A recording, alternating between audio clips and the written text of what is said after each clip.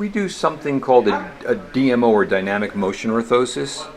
We're one of two places, I think, in New Jersey that do this.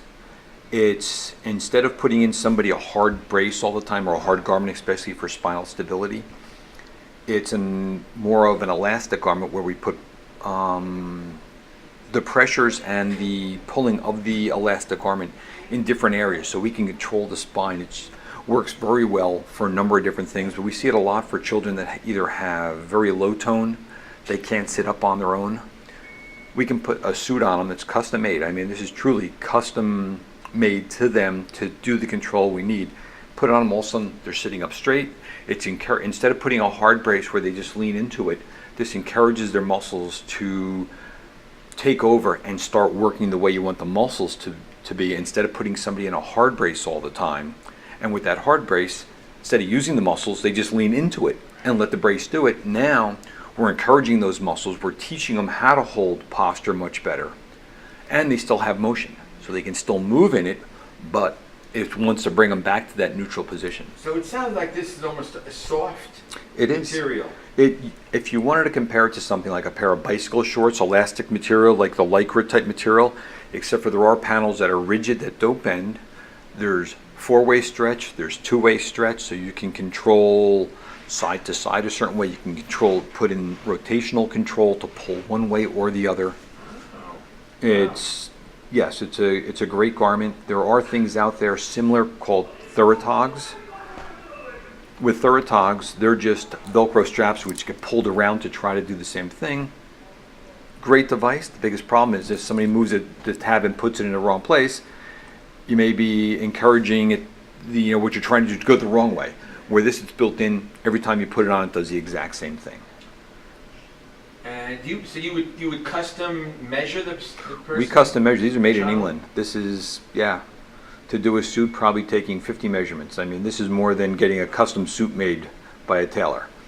To do what needs to be done and the different things we need to do with it. These are made in England. It's the only place that they're made.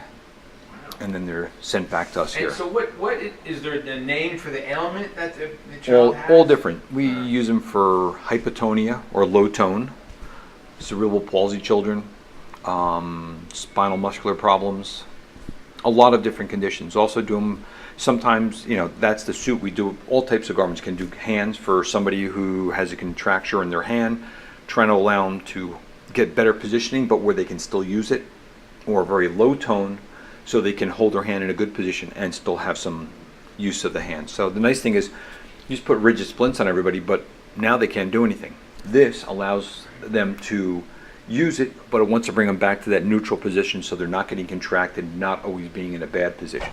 Is this normally for pediatrics or? Both. Okay. We do a lot more with it with pediatrics, but especially with the full suit garments, with the upper limb, done a number of them for adults without a problem. It's actually worked very well for them. And the other thing, I don't know if Mike mentioned this, Bioness, which is for certain conditions, it works very well. It replaces a lower limb brace. For somebody who has a drop foot, it's an electric stim which fires the nerves to lift the foot up. So when you have a drop foot and your toes, you're taking, stroke patients, cerebral palsy, MS, muscular sclerosis, things like that. They have a foot drag, they're walking, it's dropping down. A lot of other conditions, the same thing that may cause it.